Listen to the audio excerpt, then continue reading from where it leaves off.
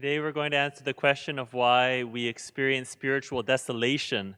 And by spiritual desolation, I mean we typically feel far from God, we feel everything spiritual is hard, we don't feel like praying. And especially in this past year, a lot of us have experienced spiritual desolation. It's very normal, but I think this year it's a bit more than normal. And in talking to a lot of you, I've just noted how you seem to be suffering the effects of that spiritual desolation. Your love for God isn't as lively. Your eagerness to serve, your fidelity to prayer, seems like a lot of you are suffering from it. Now, before we get to the answer, I just want to say if you're actually participating in this online Mass, you've still got a great spiritual foundation. We're going to build off that, and we're going to try and get you back to where you were and get you beyond. Because really what's supposed to happen through spiritual desolation is we're not supposed to let it overcome us. We're actually supposed to go right through it, as we keep on saying in our theme, begin again. But you're going to begin again, go right through the desolation, and grow beyond it. Let's go right to the first reading. The word of the Lord came to Abram in a vision. Do not be afraid, Abram. I am your shield. Your reward shall be very great. But Abram said, O Lord God, what will you give me? For I continue childless, and the heir of my house is Eleazar of Damascus. You have given me no offspring, and so a slave born in my house is to be my heir. Abraham's spiritual journey is very much like all of ours. God called him out of love. Abraham responded, and he experienced God's blessings. If you look at Genesis, you see that he's doing well, even financially well. His family's flourishing. But then comes the struggle. He realized, I've got no heir. And of course, back then in ancient times, that's almost like a curse. Okay, so he's going through this desolation, and God tries to encourage him, strengthen him. He says, do not be afraid, Abraham. I am your shield. Your reward shall be very great. And later on, God continues to encourage him. The Lord brought him outside and said, look toward heaven and count the stars. If you are able to count them, so shall your descendants be. Now, here's the key point. Abraham's response to the desolation. It says, and Abraham believed the Lord, and the Lord reckoned it to him as righteousness. God didn't give him the blessing right away. Why? Why did God wait? Why did God withhold the blessing? Why did God allow him that spiritual desolation? So that Abraham could exercise his faith and his faith could grow. So what kind of faith would it be if you just believe when everything's easy? And so the first reason why God allows you and me to experience spiritual desolation is it's a test. It's a trial. Just as we've said about raising children, the human person needs challenges. So our children, if they're going to grow, they need challenges. When we're young, you can't go through life avoiding difficulty. You actually need the difficulty to be built up. You can't, when you have a piano recital, you can't just run away from it every time you get nervous. When you see other kids intimidating you, you can't cower from them forever. You have to grow. And in the same way, God will allow our faith to be challenged so that we grow, we begin again through it. There's a beautiful analogy between the difference between a mercenary and a patriot. When a mercenary stops getting paid, he stops fighting in the war. But when the patriot stops getting paid, he'll continue to fight, because the mercenary, he fights only for money. But the patriot, his heart is fixed on the cause. This is our country, we love it, and we will fight no matter what, even if we get nothing paid. I think to be fully aware, and I'll say this just so that you observe what's going on around you spiritually, I think most Catholics are spiritual mercenaries. So that means that they fight for God, they follow, as long as they get blessings. When they feel good, life's going really well, not too much adversity, any adversity they can handle, they'll fight. As soon as there's an adversity that they feel is beyond them, there's a lot of suffering in their life around the world, and as soon as God makes counter-cultural demands that don't go along with what they typically accept, they fall back. Now, what kind of demands are those? So a lot of us are partially pro-life, but not fully pro-life. When it comes to the church's teachings on sexuality, what the Bible teaches about sexuality, no, we pull back from that. And that's not right.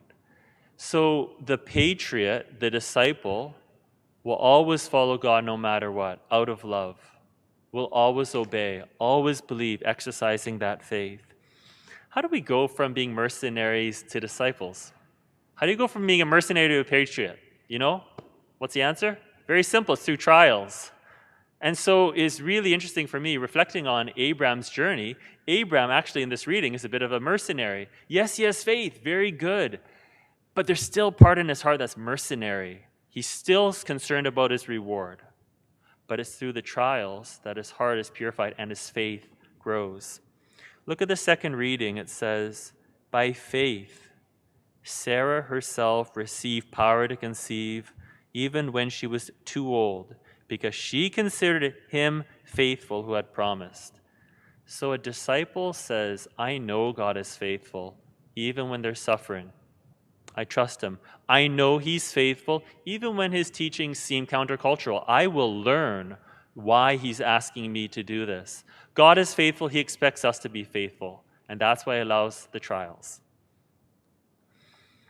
The second reason why God allows spiritual desolation is conversion. So usually in every human relationship, after a bit of time, we get a bit lazy. We take the other person for granted. So a lot of times before marriage, the man and the woman are very concerned about their weight, right? You want to look good for the other person. After marriage, doesn't matter anymore, right? You're married. So you take the other person for granted. Same thing happens in our relationship with God. After we've married him, you can skip prayer here and there, and it becomes a bit more. The length of time between confessions lengthens. Eagerness to serve, well, there's not that time like it was before the spiritual honeymoon. So what will happen is, because we get a bit lazy, God, out of love, he will withdraw consolation from us to wake us up. Even after God blessed Abraham, Abraham was receiving all these blessings, he still sinned against God. So it's natural that he's going to encounter difficulty. So I tell people, don't be surprised if you get cold, if you withdraw from the sun.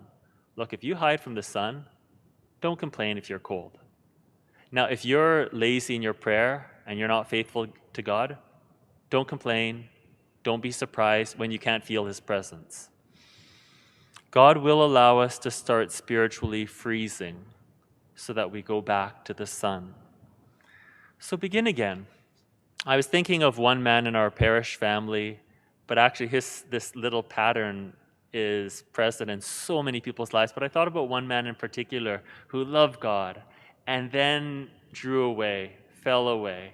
For about a year, stopped going to Mass. But when he came back, he felt the cold, spiritual cold. When he came back, he was more committed. So he began again and grew through it. I want you to also know that if you're being tested in this way, it's a sign of spiritual maturity. You're already past the beginner stage. So God will allow these tests, withdraw these spiritual feelings from you because you're ready for something deeper. So that's a sign of encouragement. Listen to the second reading. When does it happen to Abraham that he's tested? By faith, Abraham, when put to the test, offered up Isaac. He who had received the promises was ready to offer up his only begotten son. So the ultimate test for Abraham, when does that happen? Not when he's at the beginning stage, when he's a more mature disciple. So God today is asking us to begin again through the trials and renew our commitment to him, to be more faithful. So we want to renew our prayer. You know what's good for you. Renew what you know is good. And one of the things we're doing as a parish family is the 1102 prayer card. Very easy. I hope you are praying for other people, because when we're in desolation, we tend to focus more on ourselves. Get out of yourselves. Start praying for other people. This Thursday, New Year's Eve, I'm inviting everyone to join for that Eucharistic blessing to put Jesus at the center of 2021. That's a great way to begin again. And finally, renew your evangelization. Look for opportunities to share Jesus. People are waiting for that relationship with Him. You're the channel. And don't be afraid to use your trials, your difficulties, as a way to share Jesus with them. Today is the Feast of the Holy Family, Jesus, Mary, and Joseph. And one couple in our parish has agreed to share a story of their own struggles, own, if you will, desolation. It's a story of God being faithful, and I would say of them also being faithful. 2 Novembers ago, this couple had the miscarriage of their son, Marcus, and of course, extremely difficult emotionally for them, really left heartbroken. And when they went this one day to have the body of Marcus removed from their mother's womb, Mom and Dad were sitting in the car. They arrived early and they started praying. They asked for strength. They asked that they could accept this as God's will, give it up to Him. They weren't upset at God. The father told me he knew it was part of God's plan, that it was for good, even if he didn't understand it now. But the trials didn't stop there. More trials. They were soon pregnant again, this time with twins. And the problem this time is that the twins were sharing the placenta, the blood supply.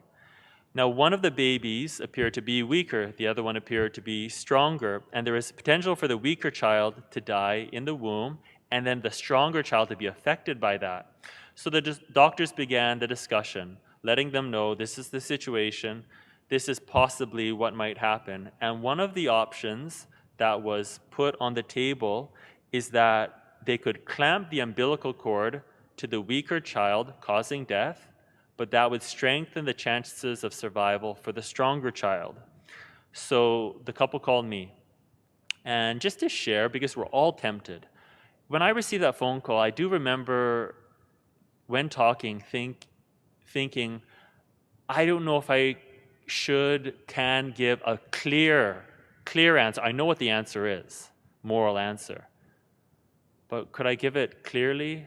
I hesitated in my heart because I didn't know if they could take it. But I chose to be faithful to God. The clear answer is you can never cause the death of one person to save the life of another person. You can never cause that death. So this couple prayed about it, asked their extended family to pray about it, and they came very quickly to the decision they were not going to take any action that would harm the weaker child. They said they gave both children up to God, knowing that as twins, their fate had been joined since conception. 2 weeks later, they had an ultrasound, and both were growing. Every 2 weeks, another ultrasound, and every 2 weeks became a celebration. The kids were growing, and now Jonah and Jacob have been born. Both are healthy, and I called 2 days ago on Christmas night, asked them about the story. Can I use it? I asked them, how did Christmas go? And the father said, well, it's actually just more like a regular day, raising 4 kids, because they already have 2 older ones.